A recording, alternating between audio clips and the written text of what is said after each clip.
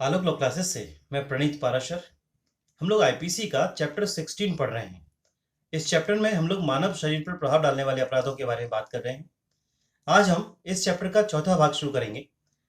इस भाग में सदोष अवरोध एवं सदोष परिरोध के विषय में जो अपराध हैं उनके बारे में बात की गई है। आज की वीडियो में हम 4 सेक्शनों पर बात करेंगे। सेक्शन 339, 340, 341, 342। इसमें शुरू की 2 धाराएं सदोष अवरोध और सदोष परिरोध को परिभाषित करती हैं, और फिर 341 सदोष अवरोध का दंड और 342 सदोष परिरोध के दंड के बारे में बताती है। तो बात करते हैं सदोष अवरोध की। जो कोई किसी व्यक्ति को स्वेच्छा ऐसी बाधा डालता है कि उस व्यक्ति को उस दिशा में जाने से रोका जाए, निवारित किया जाए जिसमें उसे जाने का अधिकार है, तो कहा जाता है कि अभियुक्त ने सदोष अवरोध कारित किया है।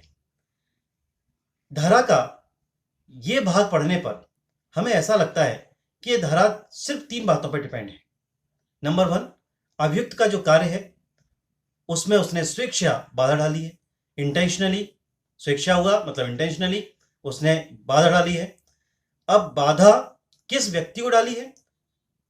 उस व्यक्ति को डाली है जिस व्यक्ति को, ये नंबर 2 है, जिस व्यक्ति को किसी दिशा में जाने का अधिकार है।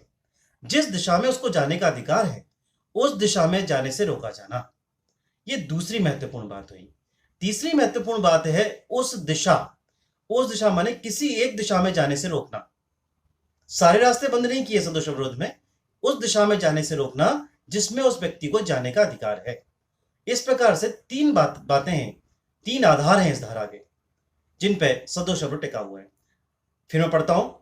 कोई व्यक्ति किसी व्यक्ति को स्वेच्छा ऐसी बाधा डालता है, बाधा कैसी डाली गई है? ऐसी बाधा डालता है कि उस व्यक्ति को उस दिशा में, माने किसी दिशा विशेष में, जिसमें उसको जाने का अधिकार है। ठीक, अधिकार, जाने का अधिकार, लीगल राइट। तो जाने का अधिकार होना चाहिए, उस दिशा में जाने से रोका गया है, निवारित करता है। अब बात आती है निवारित करने की। तो निवारित किस प्रकार से हो सकता है? उसका रास्ता कठिन बना दे कि वो ना जा सके उस रास्ते से, उसका रास्ता खतरनाक बना दे, नहीं जा सकेगा, वो निवारित हो जाएगा। असंभव बना दे, ठीक है ना।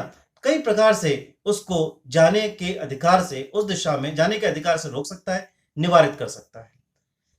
सदोष अवरोध होगा, सदोष अवरोध का अपराध कारित करेगा अभियुक्त, और उसके लिए दंड की व्यवस्था 341 में उसके बात करेंगे। उससे पहले धारा 339 में एक अपवाद है, बहुत महत्वपूर्ण है, धारा में ही उसके बारे में छिपा हुआ है। जैसे जाने का अधिकार, जिसमें जाने के अधिकार की बात की गई, तो क्या किसी व्यक्ति को किसी दूसरे की प्राइवेट प्रॉपर्टी में जाने का अधिकार होगा?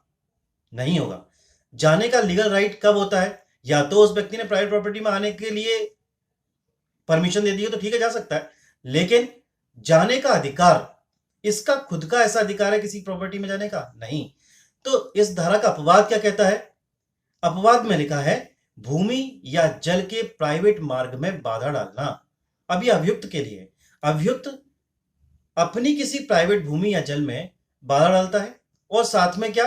अभियुक्त के बारे में जिसके संबंध में अभियुक्त को सद्भाव पूर्वक विश्वास है कि वहां बाधा डालने का उसे विधिपूर्ण अधिकार है।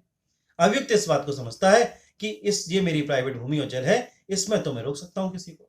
ये उसको सद्भाव पूर्वक इस बात का पता होना चाहिए, इस बात का उसको अधिकार होना चाहिए कि किसी व्यक्ति को अपनी प्राइवेट भूमि या जल में आने से रोक सके। ऐसी दशा में अगर अभियुक्त या कोई व्यक्ति, अभियुक्त इसलिए कह सकते क्योंकि उसने अपराध किया ही नहीं है, तो कोई व्यक्ति जो अपनी प्राइवेट भूमि या जल में, जिसमें आने से वो किसी को सद्भाव पूर्वक रोक सकता है, ऐसा अधिकार रखता है, रोकता है, तो अपवाद स्वरूप सदोष अवरोध कारित नहीं करता। ठीक, एग्जाम्पल देखिए, इस धारा 339 में एग्जाम्पल है सदोष अवरोध को लेकर। हम बहुत सारे केस लॉस पढ़ेंगे बाद में, जिसमें बहुत से मैं केसेस आपको बताऊंगा जो सदोष अवरोध और सदोष परिरोध पर हैं। पहले जो बेयर एक्ट में लिखा है उसको पढ़ते हैं। ये एक मार्ग में जिसमें होकर जाने का जेड को अधिकार है, ये अभियुक्त है, जेड को किसी मार्ग से जाने का अधिकार है, क्या करता है अभियुक्त? अभियुक्त सद्भाव पूर्वक विश्वास न रखते हुए, अभियुक्त को ऐसा कोई सद्भाव पूर्वक विश्वास नहीं है कि उस मार्ग को रोकने का उसको अधिकार है। ये बात अभियुक्त के लिए की जा रही है। अभियुक्त को सद्भाव पूर्वक उसका मार्ग रोकने का अधिकार नहीं है, फिर भी अभियुक्त क्या करता है? जेड को सदोष अवरोध कारित करता है। तो धारा 339 के तहत उसने अपराध किया है, जिसका दंड 340 में दिया गया है, जिसका दंड 341 में दिया गया है। अब दंड क्या है? 341 पहले पढ़ देते हैं, फिर अपन उन दोनों धाराओं को पढ़ेंगे। 341 में इसके दंड में लिखा है 1 माह का सादा कारावास या 500 रुपए जुर्माना या दोनों से दंडित किया जाएगा। अब हम बात करते हैं धारा 340 की। 340 में सदोष परिरोध समझाया गया है। सदोष परिरोध क्या होता है? सदोष परिरोध को परिभाषित करते हुए उन्होंने बताया कि जो कोई किसी व्यक्ति का इस प्रकार सदोष अवरोध करता है, एक बात तो यहां क्लियर हो गई कि सदोष परिरोध में सदोष अवरोध तो होगा ही। सदोष अवरोध कारित कर रहा है, किस प्रकार से? एक प्रकार है सदोष अवरोध का, ये किसी को किसी विशेष दिशा में जाने से रोकना सदोष अवरोध है, उसका प्रकार है सदोष परिरोध। तो क्या लिखा है? जो कोई किसी व्यक्ति को इस प्रकार सदोष अवरोध कारित करता है कि उस व्यक्ति को निश्चित परिसीमा से परे जाने से निवारित करे। निश्चित परिसीमा, इस धारा का जो आधार है मूल, वो यही है। निश्चित परिसीमा मतलब उसे किसी भी रास्ते से न जाने दे, उसके जाने का अधिकार है, वो जा सकता है। किसी एक विशेष दिशा में करेगा तो सदोष अवरोध, लेकिन परिसीमा, निश्चित परिसीमा के परे जाने से निवारित कर दे, सारे रास्ते बंद कर दे, जान ही न दे उसको किसी रास्ते से, तो कहा जाएगा सदोष परिरोध कारित किया है। तो एक लाइन में अंतर क्या हुआ? सदोष परिरोध किसी एक दिशा में जाने से रोकना, सदोष परिरोध उसके सारे रास्ते बंद कर देना। धारा 340 में कुछ उदाहरण हैं।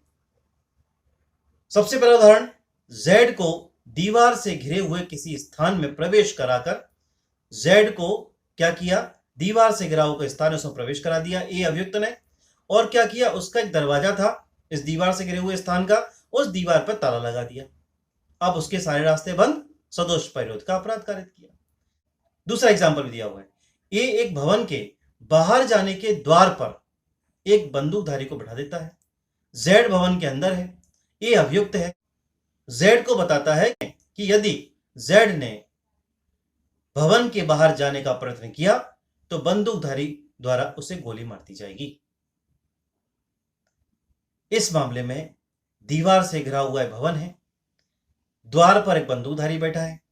अब जेड किसी भी रास्ते से बाहर नहीं जा सकता, एक निश्चित परिसीमा से उसको निवारित कर दिया गया, बांध दिया गया है। तो क्या माना जाएगा? कि सदोष परिरोध का अपराध किया गया।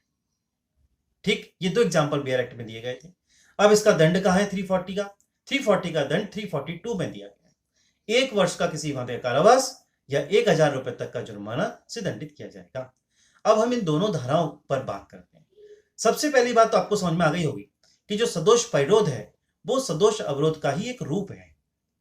माने सदोष परिरोध में अवरोध तो होता ही है, निश्चित परिसीमा से निवारित किया जाता है तो वो सदोष परिरोध में शामिल कर दिया जाता है।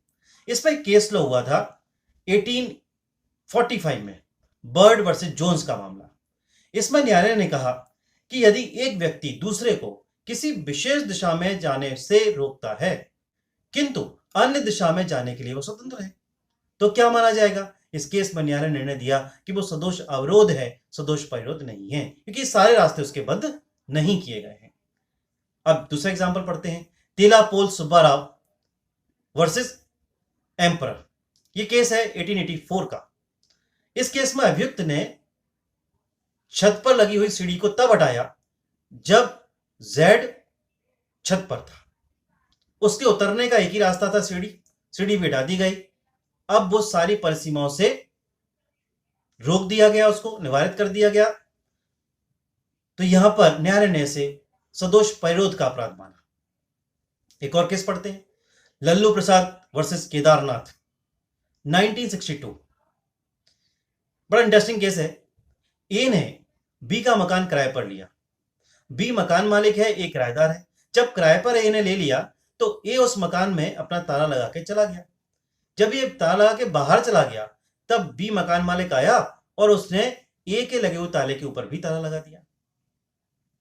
जब ये वापस एक किराएदार जो वापस आया, अब उसने अब देखा कि उसने अपना ताला खोला और लेकिन मकान मालिक का ताला वो नहीं खोल सका। इस तरह से उसे किसी विशेष दिशा में अपने किराए के लिए हुए मकान में प्रवेश करने से रोका गया। न्यायालय ने इस मामले में से सदोष अवरोध माना।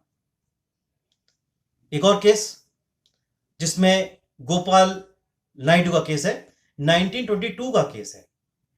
इस मामले में एक व्यक्ति ने जो शराब के नशे में था, शांति भंग कर रहा था, पुलिस ने उसको पकड़ लिया।